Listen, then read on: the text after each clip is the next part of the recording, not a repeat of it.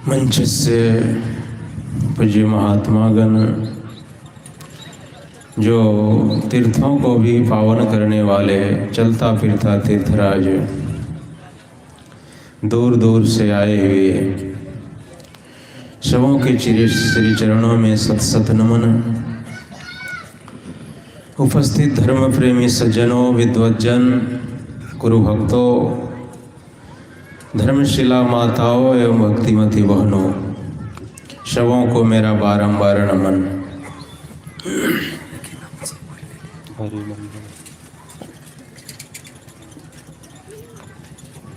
अभी हम लोग श्री रामचरितमानस सार सटीक से सुन रहे थे भगवान श्री राम का उपदेश, और किनको उपदेश दे रहे हैं तो सबों को।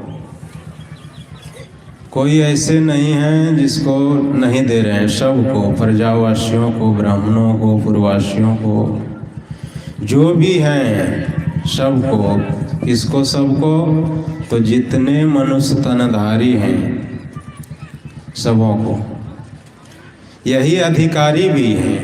गुरु महाराज कहे हैं जितने मनुष्य तनधारी हैं प्रभु भक्ति कर सकते सभी। इसीलिए इन्हीं को चेताया गया है। क्या चेताया? कहा कि मनुष्य का शरीर आप लोगों को मिला है तो यह साधारण नहीं समझें, ये बड़े भाग्य से मिला है। सबों को यह सहजता में उपलब्ध नहीं है। हम लोग मनुष्य शरीर में हैं तो यह विवेकशील प्राणी कहा गया है। सोच सकते हैं, विचार सकते हैं, कुछ भी हम लोग कर सकते हैं, सब प्राणियों को भी वश में रखते हैं। यह मनुष्य शरीर की विशेषता है, तो केवल इतना ही विशेषता नहीं है कि यह सब प्राणियों में सिरमौर है। इसमें एक विशेषता है, तो वह क्या है जो अन्य शरीरों में नहीं हो? तो आगे कहे कि साधन धाम मोक्ष कर द्वारा।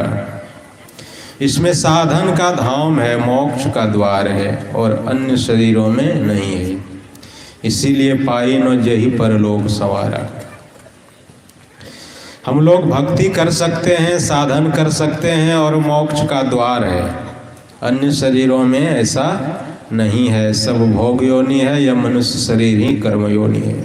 इसी में हम लोग साधनशील हो सकते हैं, भक्ति भजन कर सकते हैं। ऐसा नहीं भगवान श्री राम कहे कि जो बढ़िया बढ़िया खाता हो वह बड़ भागी है। जिससे अभी संसार में देख लें, न जाने क्या क्या कर्म कर रहे हैं। जो नहीं खाने का वो भी खा रहे हैं, जो नहीं पीने का है वो भी पी रहे हैं, और बड़ भागी उसको कहेंगे? वह बड़ भागी नहीं है। खाना पीना सो जाना यह सब तो क्या है? यह सब काम पशु समाना। फिर देह मनुष्य क्यों धारी, हरि भजन करो सुखकारी। आहार निंद्रा भय में थुनंच, सामान्य में तत्पशु भीर नारायणाम।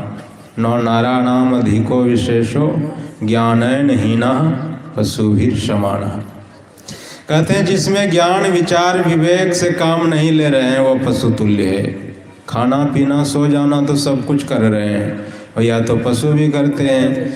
तो आप में और पशु में कोई विशेष अगर नहीं है तो यह बड़े भागी शरीर नहीं है।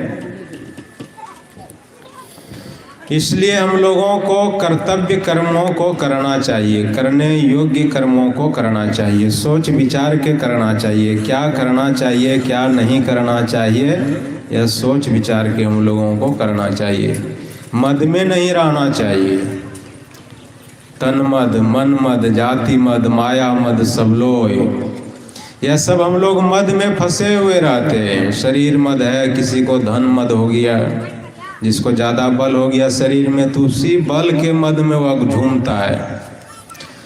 कुछ सोचता भी नहीं, कुछ विचारता भी नहीं, और किसी का वह सुनता भी नहीं। धन मद में भी देख लीजिए, जिसको ज़्यादा धन हो गया हो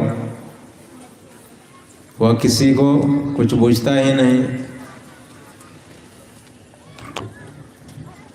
तो इसलिए हम लोगों को इस मद में नहीं फंसना चाहिए। हम लोगों को किस मद में फंसना चाहिए? हरि रस पी मत वाला। भैया जी हरि रस पी मत वाला, 8 पहर झूमत ही बीते, डार दिए सिर भारा। भैया जी हरि रस पी मत वाला। यह शरीर जो मिला है यह देवताओं को भी दुर्लभ है। तुलसी साहब ने कहा कि नरतन दुर्लभ देव को, सब कोई कहत पुकार। सब कोई कहत पुकार, देव दे ही नहीं पावे। ऐसे मूर्ख लोग स्वर्ग की आस लगावे। भर में चारों खानी, पुण्य कहीं ताहिरी जावे। यह देवताओं को भी दुर्लभ है। देवता लोग भी तरसते हैं। क्यों? कि मनुष्य शरीर में ही दमन करने की शक्ति है, साधन करने की शक्ति है।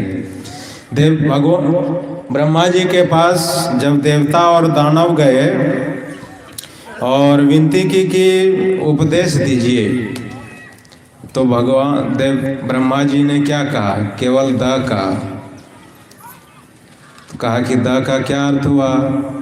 कहा कि मनुष्य देवताओं में जो है दमन करने की शक्ति नहीं है, इसलिए दमन करो। और मनुष्यों को क्या कहा? कहा दान करो। यही आप लोगों के लिए उपदेश है।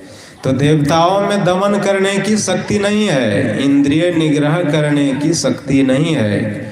वह भोगी और बिलासी होते हैं, अपने इंद्रियों के सुखों में लगे रहते हैं, उसको दमन नहीं कर पाते हैं। लेकिन मनुष्य इसको दमन कर सकता है, दमन करता है और साधनशील हो जाता है और ईश्वर को भी प्राप्त कर लेता है। और पुण्य इतना हो जाता है कि स्वर्ग के इंद्र भी, जब मनुष्य तपस्या करने लगता है, साधन भजन करने लगता है, तो इंद्र का सिंहासन डोलने लगता है कि हमारा राज्य न ले ले। तो वह भी जो है आसानी से पा सकता है। ऐसा यह मनुष्य शरीर है। इसलिए हम लोग फजूल में सांसारिक बातों में न उलझें और भक्ति भजन करते रहें। इसमें घर बार छोड़ने की भी जरूरत नहीं है। ना हल छोड़ो, ना घर छोड़ो, भजन करो जिंदगानी में। संसार में यूं रहो जैसे कमल रहता पानी में। घर बार में रह करके आप लोग भक्ति भजन करें। आप लोगों की सेवा में बस इतना ही। बोलिए श्री सद्गुरु महाराज की जय।